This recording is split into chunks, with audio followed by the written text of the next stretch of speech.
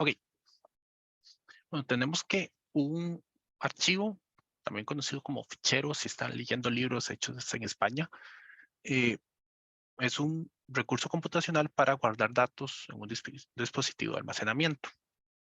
Entonces, usualmente se identifica por un nombre de archivo. Y bueno, adentro que tenemos información de cosas como imágenes, videos, programas, texto, documentos, etcétera. Entonces, la mayor parte de los sistemas operativos exponen los archivos como un array unidimensional de bytes. O sea, es una hilera de bytes y ya, no tiene nada especial. Algunos sistemas operativos, entiéndase Windows, utilizan la extensión para determinar cómo se usa un archivo. Por ejemplo, si es .txt es un archivo de texto, si es .exe es un archivo ejecutable. Otros sistemas operativos, como por ejemplo, bueno, los derivados de Unix, como Unix, macOS, Linux, lo que hacen es que leen el inicio del archivo y determinan el tipo a partir de lo que hay al inicio. Ok, bueno, y según el sistema de archivos, un archivo puede tener metadatos. Entonces, ¿qué hay de metadatos? Un metadato puede ser la fecha de creación, la fecha de modificación, la fecha de, no sé, fecha de otra cosa. Quién hizo el archivo, los permisos, si está comprimido o no,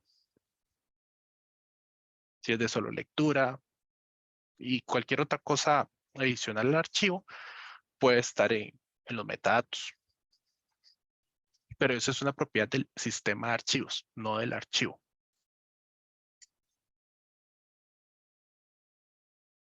Ok, en C++ uno utiliza los archivos utilizando la abstracción de un stream. Ahora, ustedes ya han utilizado los streams para arriba y para abajo. ¿Se acuerdan de cin, cout y cer?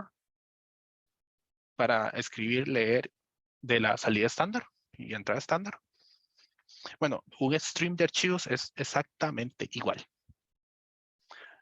Lo único que cambia es cómo se crean. Entonces, por ejemplo, si uno quiere escribir a un archivo, uno utiliza OFStream para escribir. Si uno quiere leer de un archivo, uno utiliza IFStream para leer. Y si uno quiere hacer ambas cosas en un archivo, utiliza FStream. Y ya. Ok, ¿cómo se usa esto? Entonces, ponemos, no sé, queremos escribir. Entonces, creamos una variable de tipo OFStream, output file stream, y le ponemos el nombre del archivo. Opcionalmente se le pueden pasar otros parámetros.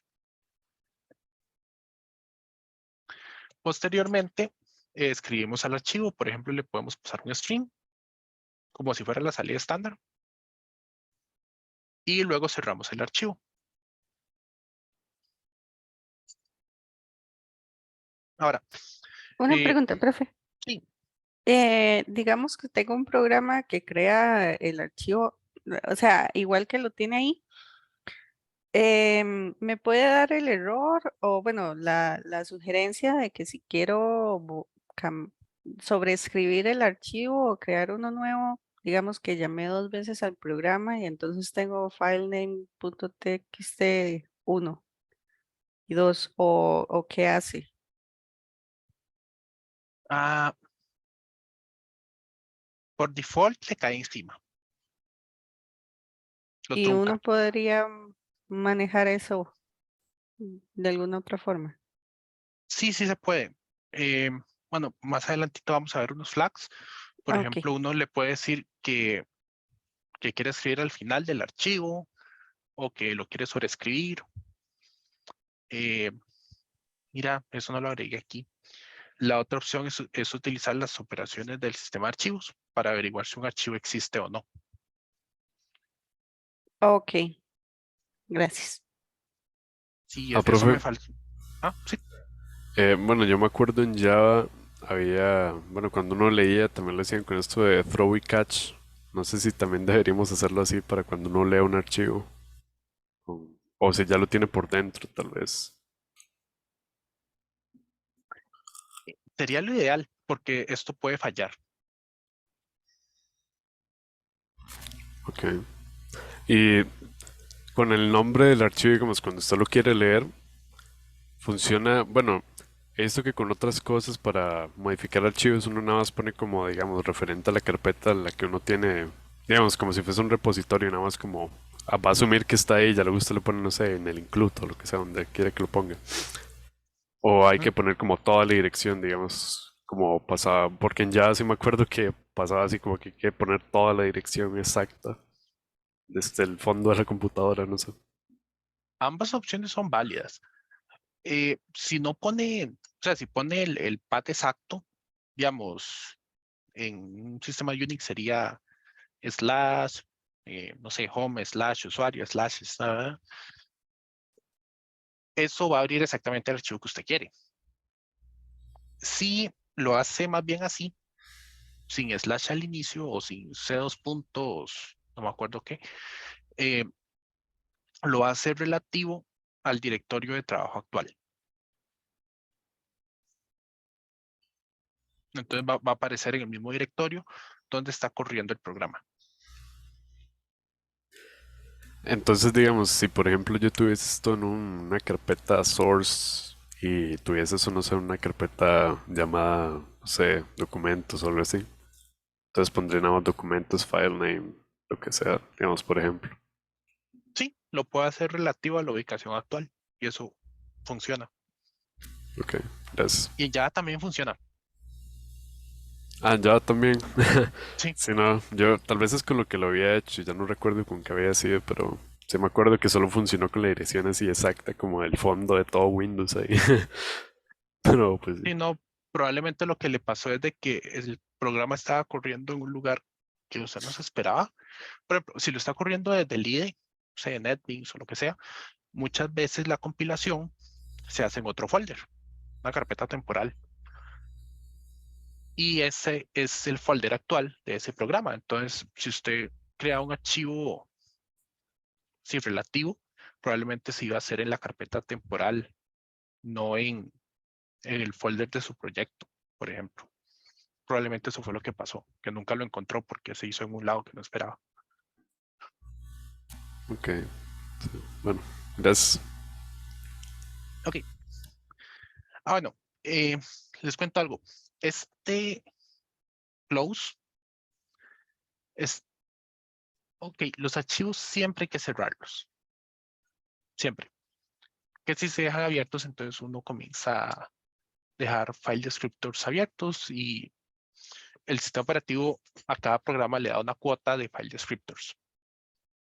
Y si supera la cuota, entonces él ya no le da más.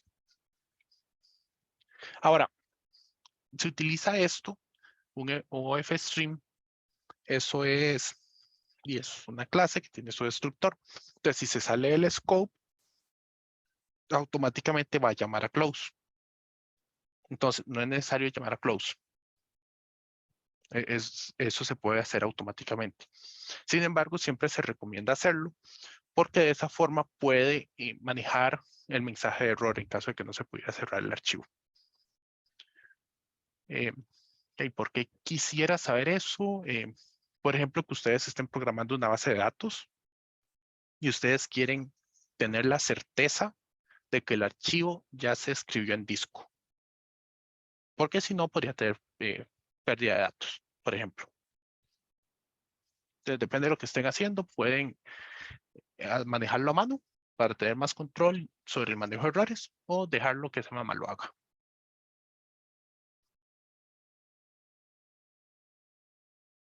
Ok, en el caso de los archivos binarios.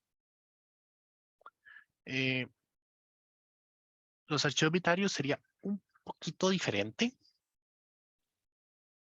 Lo que hacemos es de que cuando inicializamos el OFStream o un EFStream, si queremos leer, le pasamos los flags de binary y de out, si queremos escribir, y de in, si queremos leer, y le pasamos el de binary. Entonces, ahora nosotros podemos escribir cosas que vengan desde un array de bytes. Entonces, por ejemplo, tenemos esta clase student que tiene cosas adentro o un struct student. Entonces nosotros podemos castearlo a un array de bytes, de characters, le decimos el tamaño y se escribe tal cual. Entonces, este write nos permite escribir un arreglo de caracteres de cierto tamaño. También nos permite leer un arreglo de caracteres de cierto tamaño. Ahora, hay que tener un poquillo de cuidado con eso, ya que esto que les acabo de enseñar no necesariamente es portable entre sistemas operativos o máquinas. ¿Por qué? Porque se acuerdan lo que habíamos visto al principio de curso. Que por ejemplo un entero, bueno, un int o un long, el tamaño de esos tipos cambia según el sistema operativo y el compilador. Bueno, aquí es exactamente lo mismo. Digamos, un programa que esté corriendo en un sistema operativo puede haber sido compilado con cierto tamaño de la estructura y puede ser leído en otro programa, en otra computadora, que fue compilado con parámetros diferentes. Entonces la estructura va a tener otro tamaño, o otro padding, por ejemplo. Entonces, aunque esto funciona, digamos, guardar o leer de estructuras directamente, no se recomienda si el archivo va a ser usado en otras máquinas. ¿Dudas hasta acá?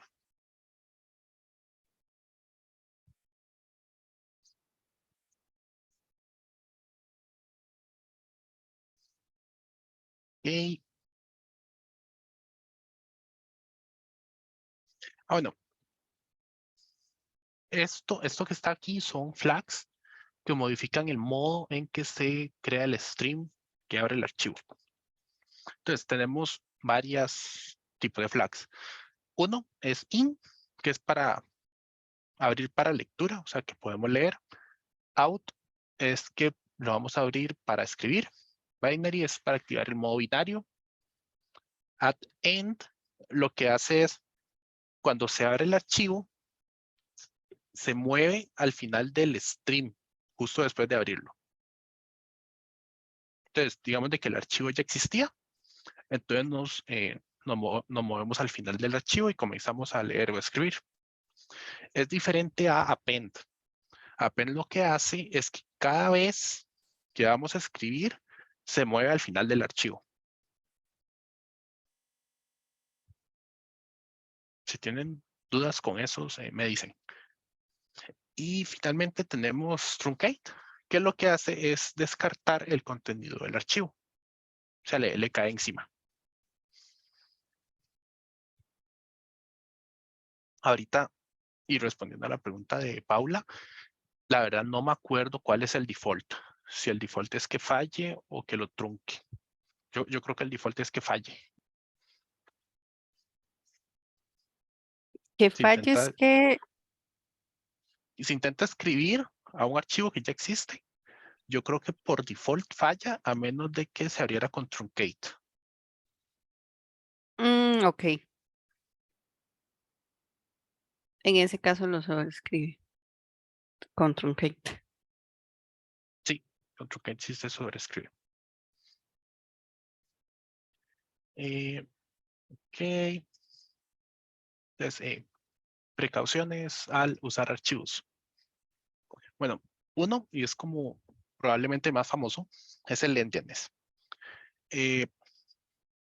Nosotros, bueno, en la industria, básicamente hay como dos vertientes grandes de cómo acomodar los valores, principalmente los enteros, en la memoria. Está el big endian, donde el valor más significativo de un entero se pone a la izquierda. No, voy a irme para atrás.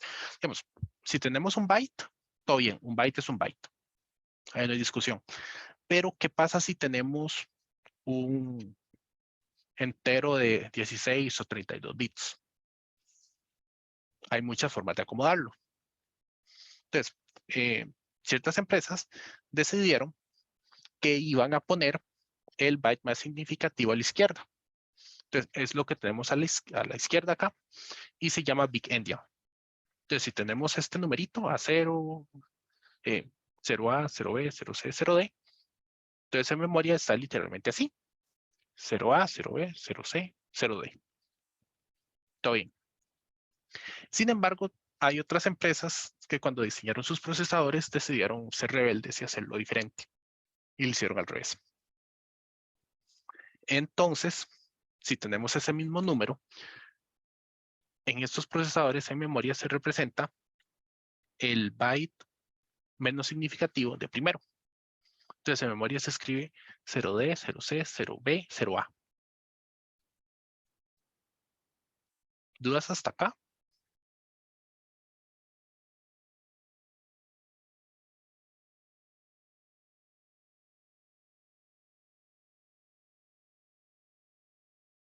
Bueno, esto del endianness sí es algo muy común de tratar. ¿Por qué? Porque los sistemas Big Endian fueron usados originalmente para servidores. Entonces, por ejemplo, todos los protocolos de Internet utilizan formatos con Big Endian. Y por otro lado, la arquitectura de computadores más extendida que la de Intel, ellos decidieron utilizar Little Endian. Entonces, aquí tenemos un problemita, que usamos Internet, pero utilizamos máquinas de Intel. Entonces, constantemente hay que estar cambiando entre ambas representaciones.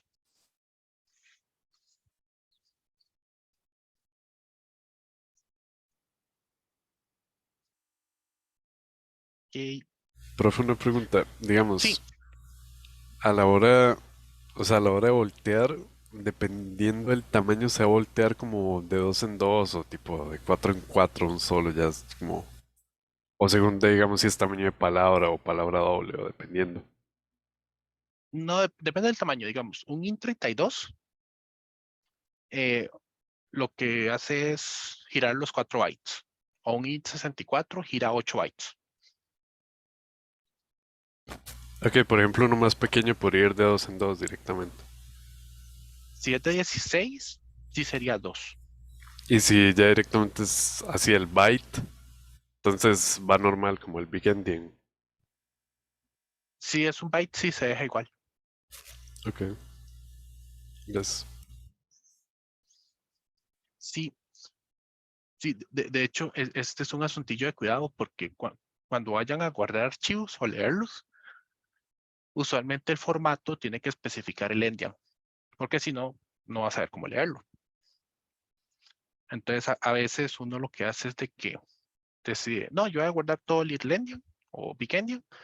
Entonces, dependiendo de la máquina, tiene que detectar en qué formato está y guardarlo y voltearlo si es necesario y guardarlo. Otra opción es y guardarlo todo byte por byte. Es como más tediosa. Luego también se hace. Porque así el archivo se puede leer igual en cualquier compu. Ah, otra cosa, ARM, que es lo que utilizan los celulares.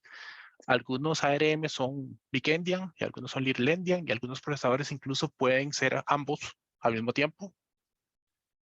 Entonces, sí, no es algo así como de la prehistoria, es algo que todavía sucede.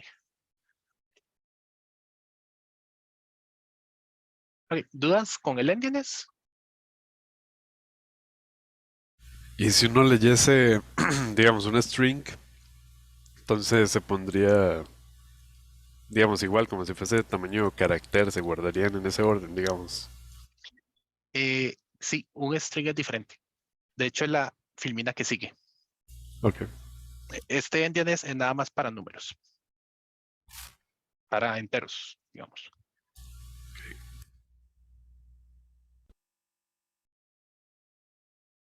Ok, en el caso de la codificación de strings o de texto en general, aquí tenemos muchas décadas de historia y errores acumulados detrás. Entonces voy a contarles un poquito de historia. Por un lado, y si ustedes se meten a escarbar en Wikipedia o ver un poco de historia computacional, van a encontrar EBCDIC, que es un formato de 8 bits que fue diseñado para mainframes de IBM. Ahora, fuera de los PowerPC y mainframes de IBM, ese formato ya no se usa para nada. Entonces, digamos que después de esta clase se pueden olvidar que existe. Eso ya no se usa. El que sí se usa es el formato ASCII.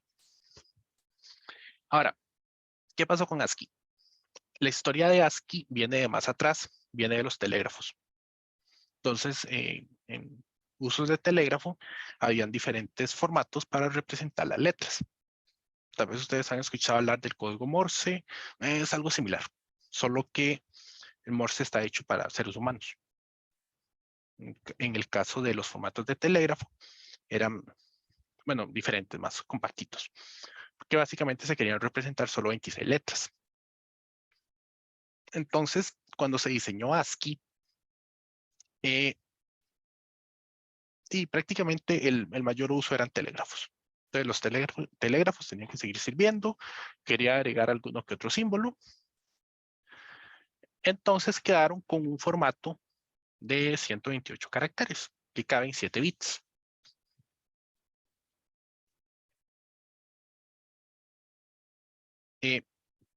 Ahora, 7 bits no es un byte, ahí queda un bit sobrante. Entonces mucha gente utilizaba ese bit sobrante como un bit de paridad. Ahora, ¿qué es un bit de paridad? Hace mucho tiempo, bueno, todavía, digamos que las transmisiones no eran muy confiables. Entonces uno podía mandar datos y por el cable se perdían los datos o se dañaban. Entonces era muy común utilizar bits de paridad para saber si el dato seguía siendo correcto o no. Entonces, ¿cómo se calcula un bit de paridad? Básicamente agarran los 7 bits de datos, les hacen un XOR y el resultado lo ponen en el bit de paridad. Entonces, cuando van a leer de vuelta, vuelven a hacer la misma operación y si les da el bit de paridad incorrecto, es que el dato está malo. Y si les da correcto, es que tal vez está bueno. Bueno, entonces, eso era, el bit de paridad era muy útil para el caso de telégrafos y las redes iniciales. Pero, ¿qué pasa?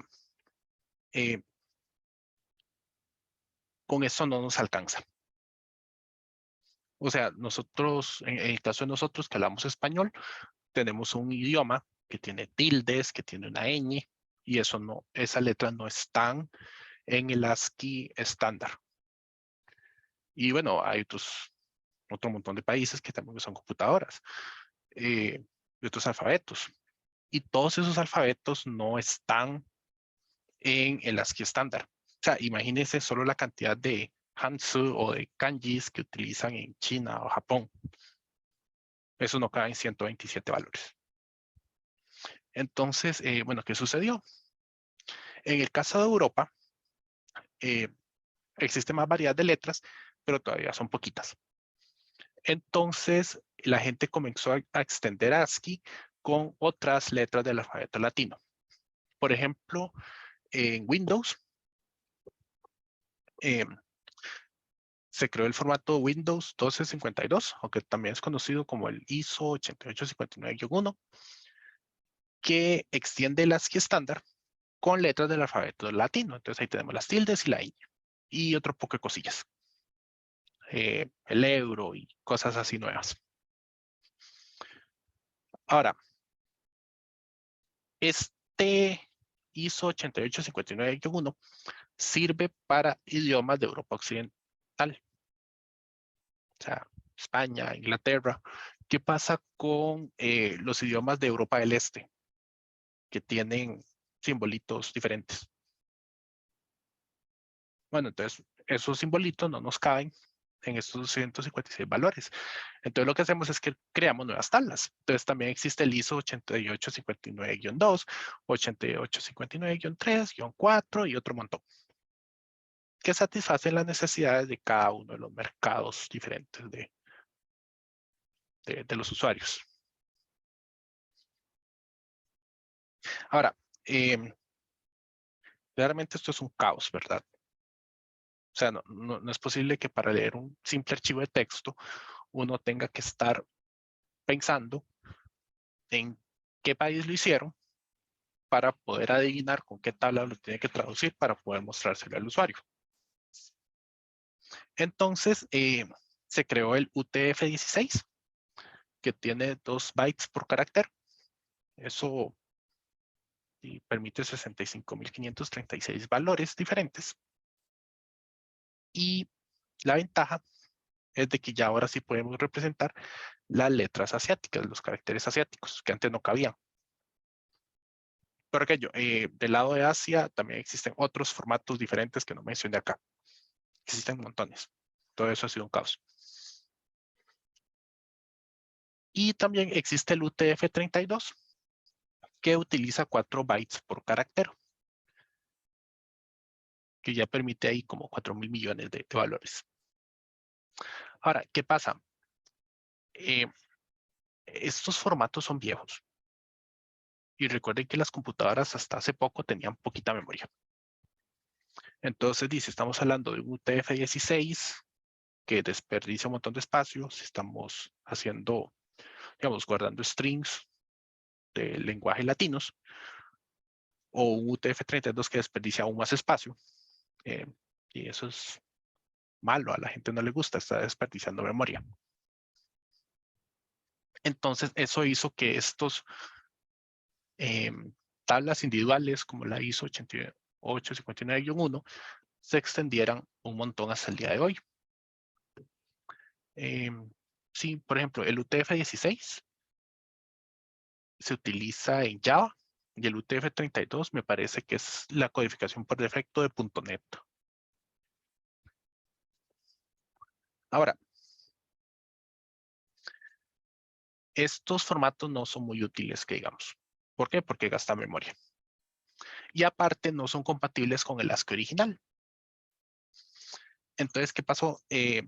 La gente de Plan 9, que probablemente ustedes ya los conocen, porque mucha gente fue los mismos que estuvieron involucrados con la creación de C y de Unix, crearon UTF-8.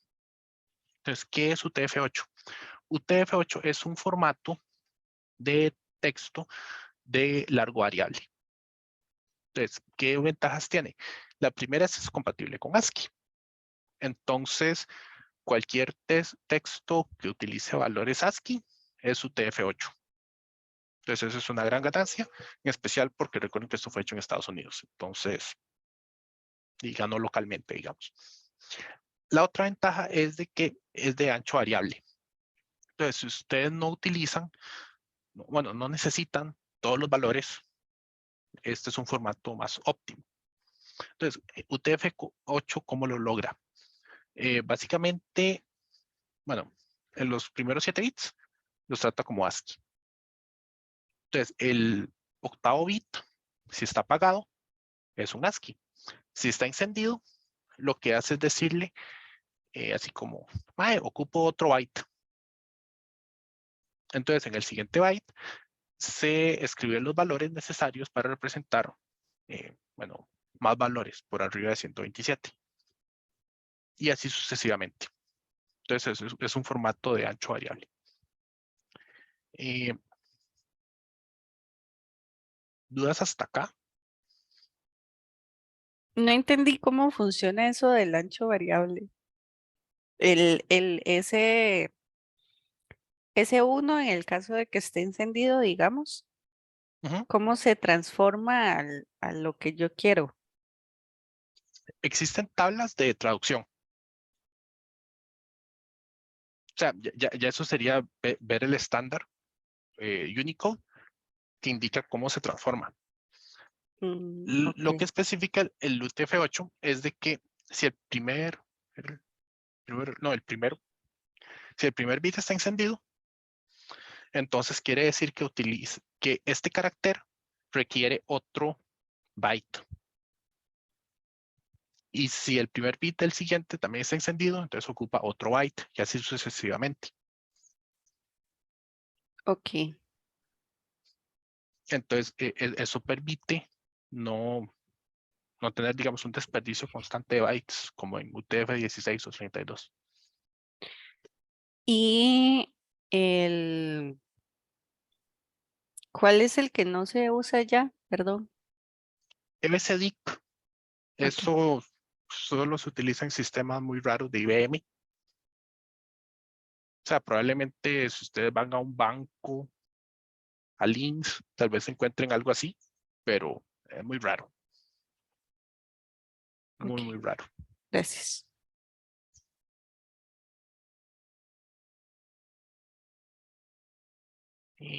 Ok, ahora, como les había contado, existen muchos formatos de codificación de texto, hasta que llegó UTF-8 para conquistarlos a todos. Por ejemplo, este es como el índice de Wikipedia, como pueden ver es un montón, y ni siquiera vienen todos.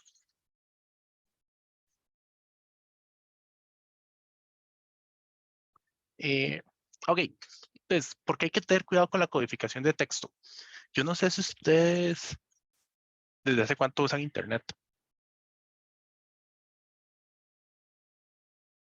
Desde que estoy en la escuela, creo. Como 10 años ya. 10 años. Bueno, no sé si hace 10 años todavía pasaba. Si ustedes hubieran usado Internet por ahí de el 2000, era muy común que uno accedía, bueno, el HTML nada que está estandarizado, entonces uno accedía a sitios web hechos en cualquier parte del mundo y por esto la gente hacía sitios web en su codificación local. Entonces uno accedía a veces en esta, o sea, accedía a sitios web escritos en cualquiera de estas. Y el sistema operativo de uno lo interpretaba con el formato local. Entonces a veces uno entraba a sitio web y pasaba esto, que no se entiende. Entonces, ¿qué pasa? Esto es un sitio web que está hecho en formato UTF-8, pero fue interpretado en ISO 8859-1. ¿Por qué? Porque el navegador no entendió bien eh, cómo procesarlo, entonces lo interpretó así.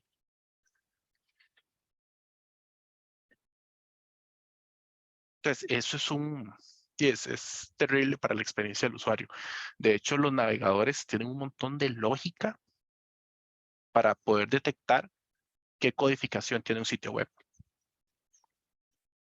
De hecho, Y es yo he así. visto que todavía pasa a veces. O sea, bueno, yo me he topado con páginas que de la nada salen no sé, con caracteres rusos ahí, pero ni siquiera, o sea, es una página que está en español y ya luego usted lo pone en vista simplificada y ya sale en español normal, pero sí, todavía he visto páginas que les pasa eso.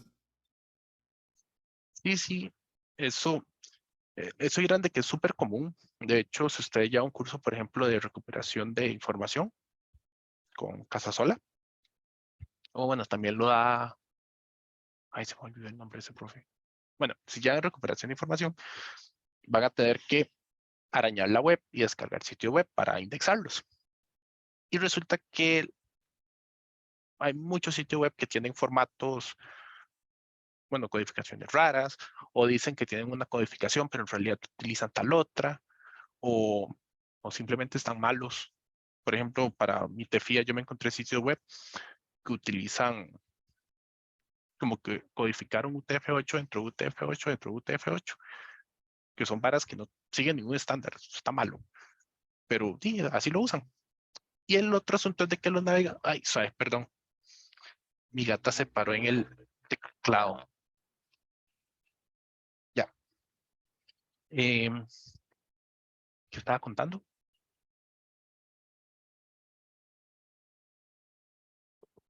Ah, sí, que los navegadores introducen un montón de lógica para poder detectar eh, la codificación de un texto. Entonces, por ejemplo, tienen tablas de histogramas de letras según el idioma.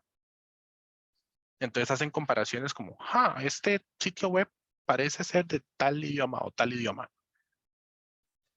Y entonces así pueden batear la codificación correcta.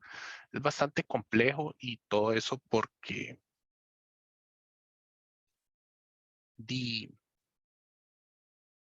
falta de estandarización al principio de que se hicieron estas cosas.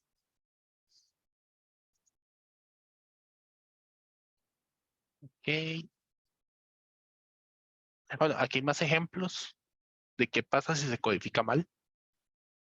Entonces podemos ver que se pierde información, posiblemente.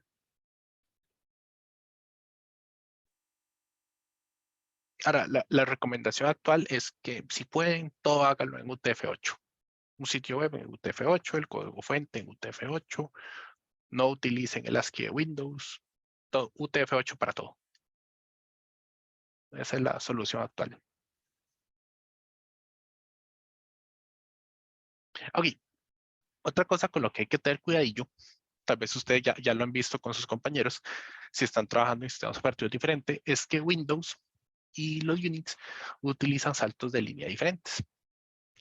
Digamos, cuando uno le da Enter en un sistema Unix, lo que se escribe es un line fit, que si me acuerdo bien es el byte 13 en ASCII, y en Windows lo que se escribe es retorno de carro y line fit.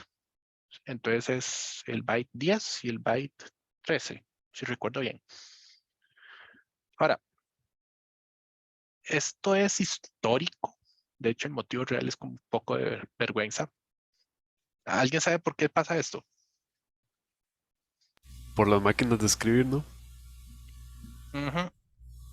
Sí. Resulta que el retorno de carro es cuando el carrito de las impresoras de matriz de puntos se devuelve. Y line fit es cuando el tambor de la impresora de matriz de puntos avanza una línea. Ahora, ¿qué pasa?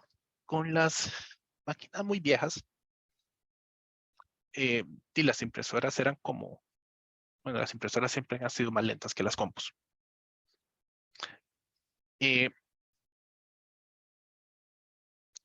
El asunto es que el sistema operativo manda los archivos a la impresora y la impresora los comienza a imprimir. Las impresoras aceptan ciertos tipos de archivos. O sea, ustedes pueden imprimir, por ejemplo, un archivo de texto directamente y las impresoras traen fuentes empotradas con las que pueden imprimir las cosas. Y bueno, las más modernas aceptan otros formatos, PDF y ciertas cosas. El asunto es de que con las impresoras que aceptaban texto, si usted mandaba un salto de línea normal, a la impresora no le daba tiempo de devolverse, digamos. Entonces, para eso fue que añadieron el carácter adicional, para darle tiempo a la impresora de saltar de línea y avanzar. Es un poco raro. Digamos de que al principio de la computación había muchas cosas hackeantas.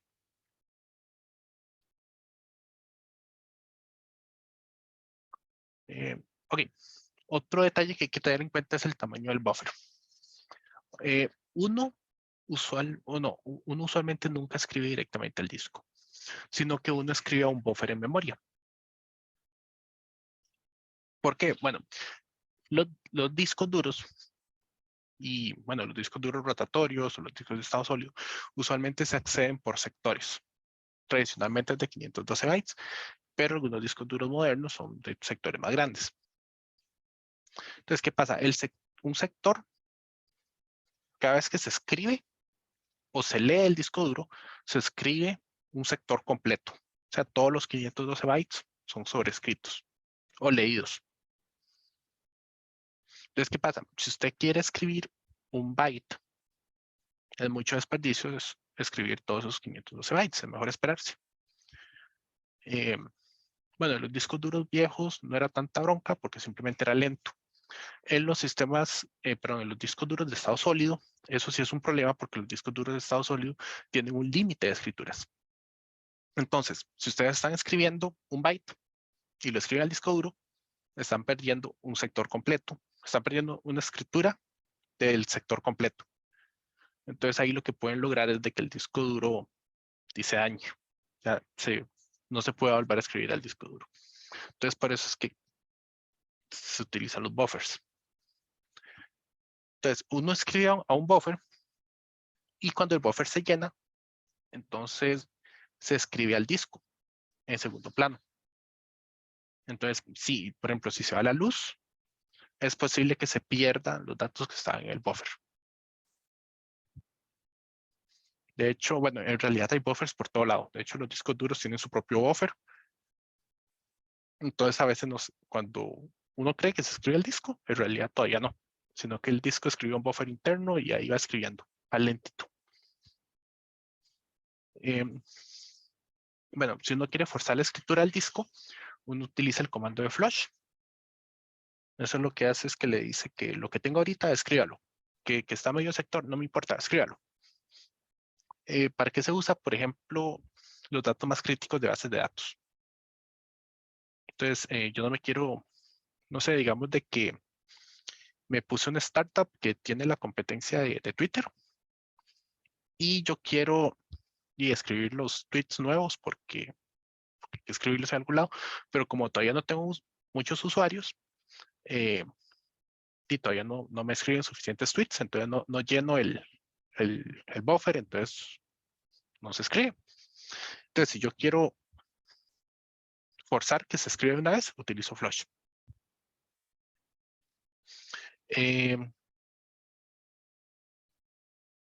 Ok, cuando se cierra el stream, automáticamente se llama flush y también se liberan los file descriptors. Y aquí viene otro detalle que hay que tener en cuenta y es el impacto en el rendimiento. Un buffer mayor va a mejorar el rendimiento del sistema. ¿Por qué? Porque uno está escribiendo más datos a memoria. Lo otro es de que algunos discos duros tienen sectores más grandes. Entonces, si tengo un buffer mayor, se puede aprovechar mejor la escritura a los buffers, perdón, a los sectores. Otro detalle es que, por ejemplo, los discos duros de estado sólido permiten escritura en paralelo en diferentes sectores al mismo tiempo. Entonces, con un buffer más grande, el sistema operativo puede aprovechar ese paralelismo, pues. En cambio, si tengo un buffer muy pequeño, no sé, de 512 bytes, nada más va a ser el tamaño de un sector, entonces no se puede aprovechar ese paralelismo.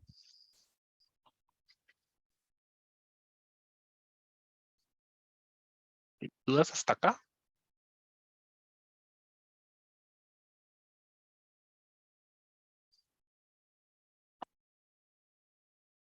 No. Ok. Bueno, en el caso de manejos de errores, nosotros tenemos diferentes tipos de errores que podemos tener con un archivo. El más común es que el archivo no existe. Otro es de que uno no tiene permisos para abrirlo. Otro puede ser que el disco duro está lleno.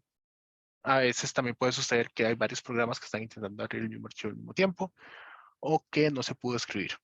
¿Por qué? No sabemos, no se pudo.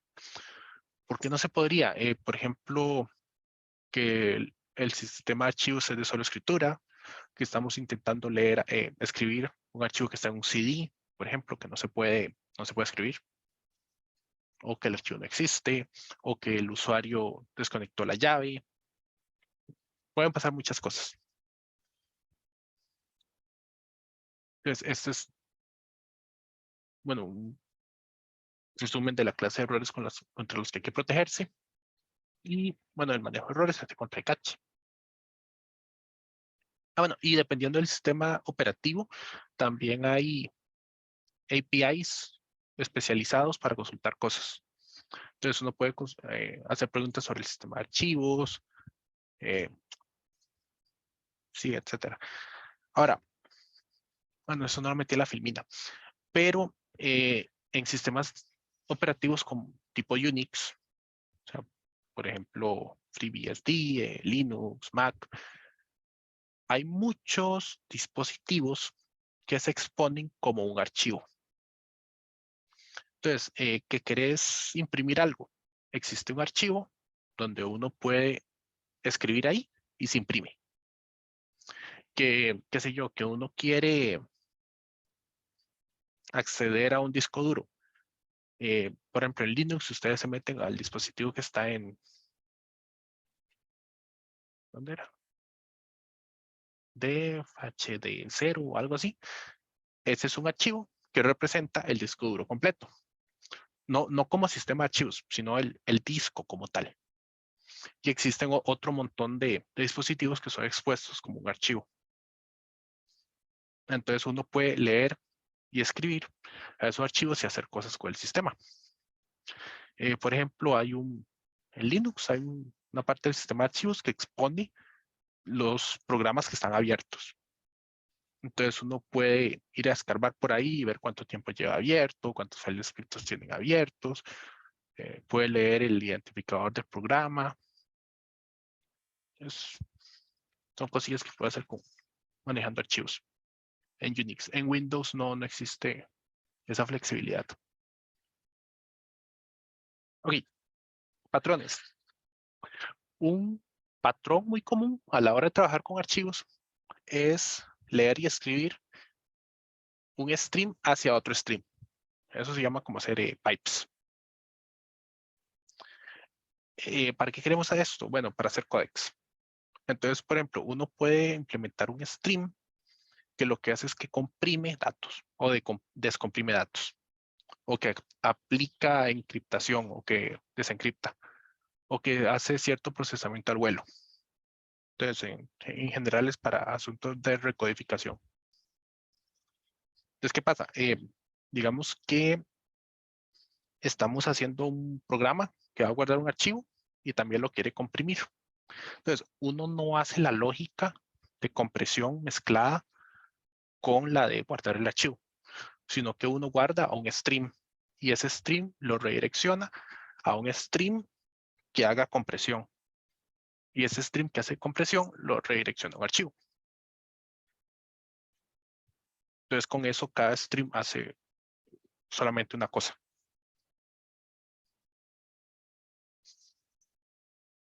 Digamos de que existen bibliotecas que exponen streams que hacen este tipo de procesamiento. ¿Dudas hasta acá?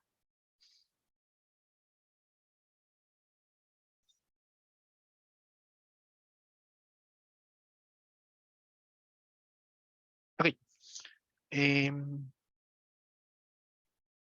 Bueno, voy a contarles un poco de tipos de archivos comunes. Bueno, tenemos los archivos de texto, que simplemente son texto y ya. Si estamos en un sistema Unix, probablemente van a estar en un UTF-8 y en Windows probablemente van a ser ISO 88591. ¿Y qué clase de cosas son archivos de texto? Bueno, el código fuente, los emails, todo lo TXT, todo lo .md. Se caracterizan porque pueden ser leídos fácilmente por cualquier editor de texto. O sea, lo que uno ve es lo que está guardado en el disco duro. No hay ningún tipo de transformación, digamos. ¿Qué otro tipo de archivos tenemos? Pueden haber imágenes. Entonces, ¿cómo se guarda una imagen? Bueno, existen muchos formatos de imagen. Típicamente lo que se guarda son los metadatos, que los metadatos son el tamaño de la imagen, el espacio de color, el autor, la fecha, otros metadatos. Y también se guarda el color de cada píxel. Ahora, no sé, por ejemplo, una imagen en blanco y negro se puede guardar solo un bit. Si es de colores, se puede utilizar el esquema RGB. Entonces escribe el valor del color como tal para cada píxel. Si tenemos transparencia, también se puede poner un canal alfa. Bueno, y esos son bytes que se escriben al archivo. Ahora, las imágenes típicamente son enormes, entonces usualmente son comprimidas. Entonces tenemos que con el formato BMP se utiliza Room Length Encoding, que es básicamente un formatillo que dice cuántas veces se repite un color. O sea, el color del píxel actual lo repite n veces.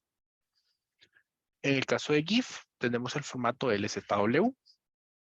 En el caso de JPG, ahí hay más cambios. JPG lo hizo bueno, la gente que lo diseñó lo hizo pensando en cómo los humanos perciben el color. Entonces se hacen transformaciones de colores, básicamente para quitar cosas que el ojo humano de todos modos no puede ver. Entonces con eso se puede comprimir aún más. Luego se hace cuantización, que es como quitarle precisión a los colores, y finalmente se comprime con el algoritmo de Hoffman. Y en el caso de PNG se utiliza el formato Deflate, que es el mismo formato que se utiliza en los archivos zip.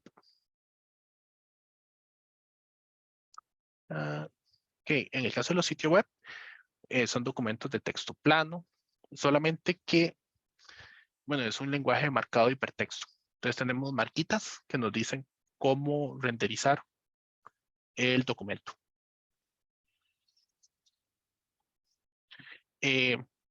Otro ejemplo, por ejemplo, los documentos de Office.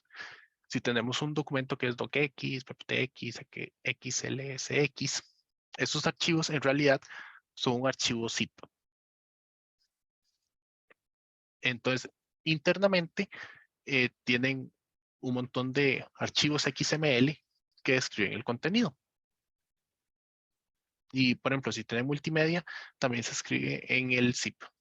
De hecho, si tienen curiosidad, pueden, no sé, bajarse alguna presentación ahí de PowerPoint o algo, cámbienle la extensión, pónganle una extensión .zip y descomprimanla.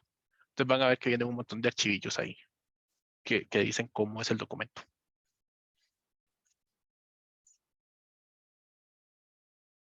Ahora, en el caso de los archivos comprimidos,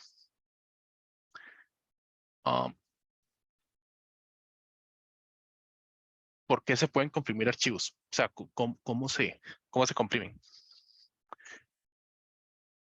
Comprimir un archivo es simplemente una transformación. Entonces, ¿de qué nos aprovechamos? De que el contenido de los archivos usualmente es predecible y que no se están utilizando todos los valores representables. Por ejemplo, si tenemos una película, usualmente el cuadro actual es muy similar al cuadro anterior.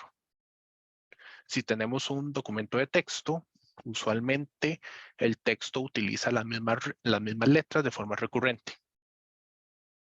O sea, qué sé yo, si estamos tenemos un documento en español, no vamos a tener un hangul atravesado ahí en medio de la oración. Sería muy raro. Entonces, nosotros podemos aprovechar que hay valores que no se están usando para poder representar valores que se usan más en menos espacio. Bueno, y existen muchos algoritmos de compresión con propiedades diferentes según lo que queramos comprimir. Entonces, voy a enseñarles pregunta, ¿dudas hasta acá?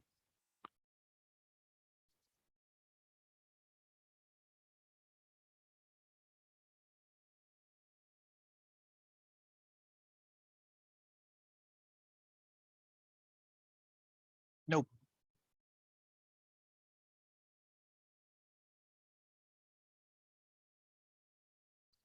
Ok.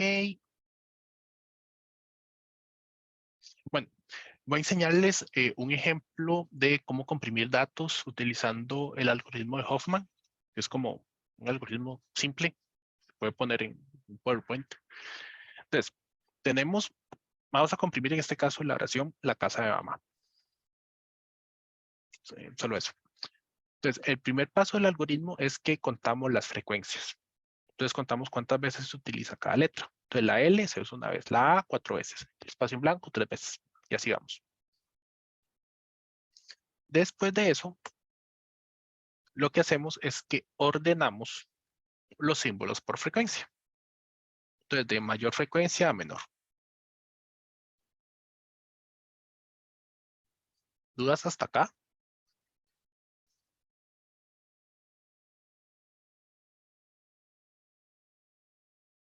No. Bueno.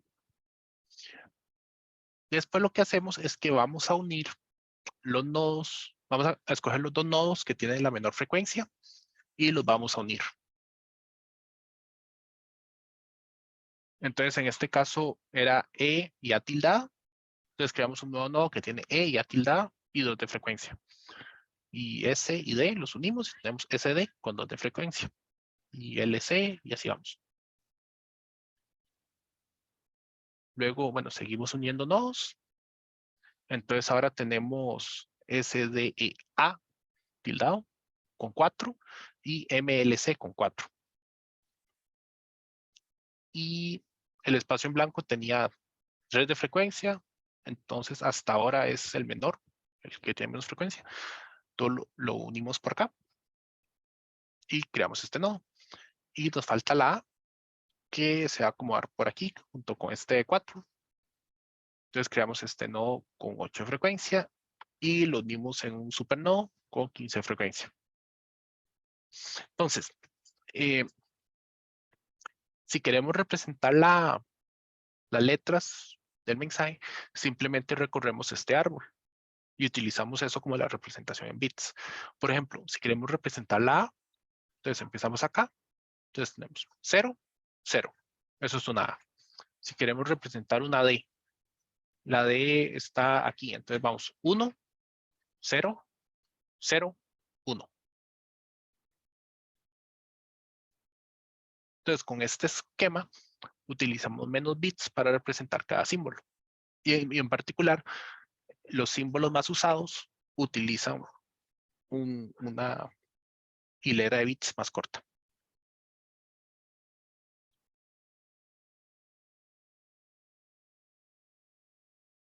Entonces, al final, nosotros utilizaríamos estas hileras de bits para representar cada letra del mensaje.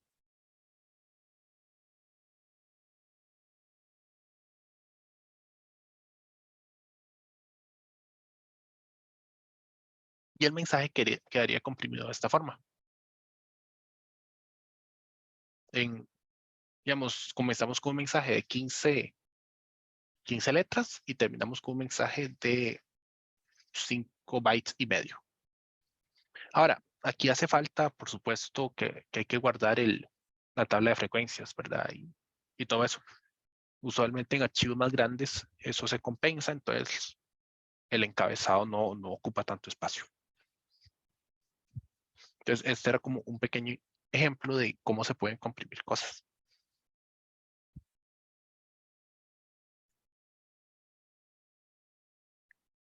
No sé si tienen Ok, dudas. me súper perdí con lo del código de la casa de mamá. Para ver, tengo una frecuencia por cada letra que voy a utilizar, incluyendo el espacio y la A tildada, ¿verdad? Ujú. Sí, ¿Y luego qué pasa? se ordena por frecuencia. Así. Ah, 4, 3, 2, 1. Ah, ok. Y luego selecciono los dos nodos con la menor frecuencia y los uno. Entonces aquí escojo E1 y A1 y creo este. Ah, Luego escojo S y D y creo este. Y luego escojo L y C y creo este. pero ¿por qué estoy haciendo eso? O sea, ¿por qué Para, se unen? para poder ir creando eh, la hilera más corta para representar los valores. Ok. Este es un árbol que se crea como de abajo para arriba. Ok. Entonces, por ejemplo, aquí, ¿cuál serían las dos letras menos usadas? SD y EA, por ejemplo. Entonces sería la siguiente que se une. Y la siguiente sería M y LC. Porque tiene frecuencia 2. Ujú. Entonces se crea el siguiente nivel. Y el nivel que sigue, ¿cuáles son las menos usadas? Sería espacio en blanco con 3 y SDEA con 4. Entonces los unimos. Luego tenemos una frecuencia de 7, 4 y 4. Entonces son estos dos, los de 4, los que siguen. Ahí sería de 8. Ujú. Y luego los dos menos usados son y los dos que quedan.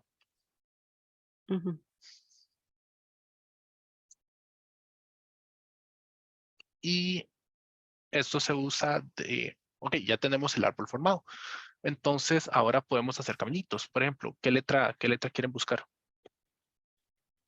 Digamos que quiero buscar la L mayúscula. L mayúscula. Entonces la L mayúscula está acá. Entonces, vamos por aquí, luego por acá, luego por acá y luego por acá. Entonces, esto sería, para acá sería 0. Para acá vamos a 1, ¿verdad? A uno. Y aquí sería 1 otra vez. Y aquí Ajá. sería 0. Entonces, para 0, representar 1, la 1, L, 0. L grande, sería 0, 1, 1, 0. Y entre más, digamos, ahora si yo quiero representar la minúscula sin tilde, Ujú. sería más bien 0, 1. 0, 0. A 0, 0. Ah, los niveles de profundidad son los que me determinan cuántos dígitos voy a utilizar. Sí, pero es variable. Por ejemplo, esta letra que se utiliza más veces, utiliza 2 bits. Una letra que se utiliza menos, como todas las de acá, utilizan 4 bits. Entonces eso hace que la representación sea más corta. Ujú. Ahora, Ok. este algoritmillo de Hoffman, no, lo puse aquí porque es como uno de los primeros y es fácil de entender. Existen más complejos, ¿verdad? Está, por ejemplo, la compresión aritmética, que, bueno, es que eso no se me ocurre una forma fácil de explicarla. Básicamente lo que hace es sacar como una probabilidad de que venga cada letra. Pero, primero ver si lo logro. Entonces, se ordenan por frecuencia. La frecuencia esa genera una distribución de probabilidad. Entonces, así sabemos, qué sé yo, que la probabilidad de que salga 4, Profe, pero A, o mejor me brinco eso. es que no sé si está presentando algo o... No estoy presentando nada. Ah, Les estoy ok, nada contando que más está existen otros hablando. algoritmos. Ajá. Ok. Bueno, no vale la pena que haya detalles. Si quieren ver esos algoritmos en Wikipedia están bien explicados. Pero el cuento es de que, bueno, la compresión aritmética tiene una mejor compresión si queremos comprimir a nivel de un byte. Pero eh, es muy común que nosotros tengamos secuencias de bytes que se repitan. Entonces no tenemos que limitarnos a, a comprimir, digamos, a comprimir la representación de un byte. Podemos comprimir la representación de hileras completas. Entonces está la familia de LZ, de Level Ziff, que es un montón de familias de algoritmos de compresión que permiten comprimir hileras. Entonces está, por ejemplo, el LZW, el LZSS, el Z, y de esos LZ, perdón, sí, de esos LZ, desciende Deflate, que es el que utiliza zip y gzip. Y sí, no, o sea, hay montones de algoritmos de compresión. Miren que es vacilón, si se quieren meter por ahí.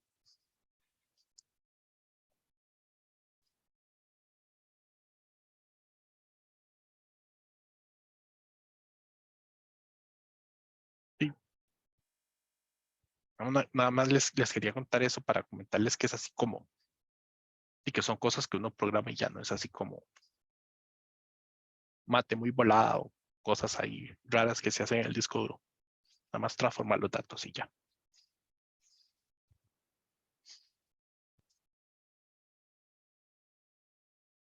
Y sí, no sé si tienen más dudas de esa presentación de archivos o del proyecto o alguna otra cosa.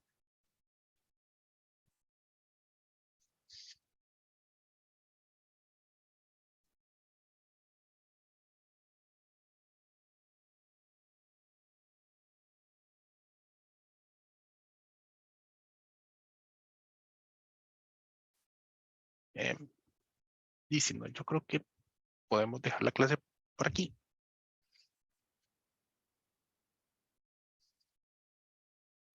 Ok, muchas gracias. Profe, Sí, una pregunta que veíamos el martes. no estoy seguro. Ah, ok. Tengo que ir a revisar el programa, la verdad. Ah, ok. Sí, es que ese día no tengo clases en la mañana, entonces, ya para ver si habíamos una práctica, entonces, y ya no sabía si yo o no, pero bueno, qué cosa, no, yo voy el martes, posiblemente. Igual, no, sí, no sé, ahorita no sé, la verdad. Yo creo que con los temas de hoy, tengo que revisar, creo que ya terminamos el programa oficial del curso.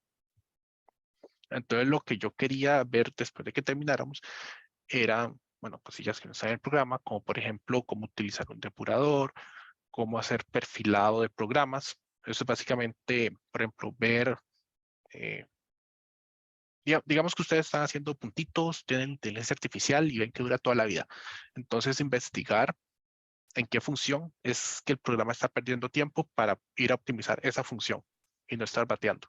Eso es el profiling. Entonces, enseñarles a utilizar herramientas de profiling. También quería ver de programación funcional en C++. Pero bueno, y todo depende de que realmente ya termine el programa, ¿verdad? Entonces, eso es lo que quiero ir a revisar. Ah, ok, bro. Ah,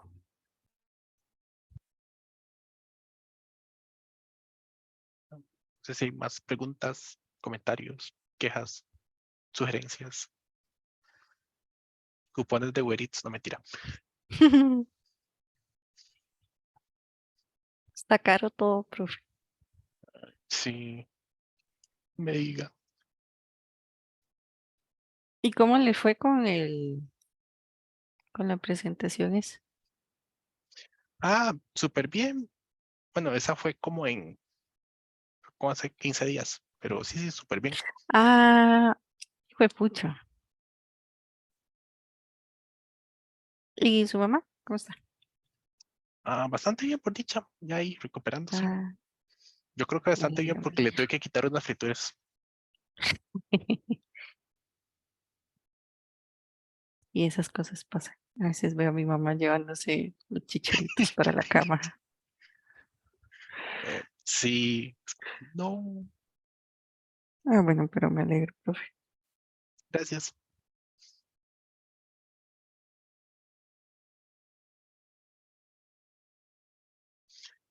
Bueno, porque yo les voy a mandar ahorita les mando el enunciado del proyecto 3 y el del 4 Ujú. y subo la grabación de la clase y las presentaciones. No me acuerdo si las he subido o no.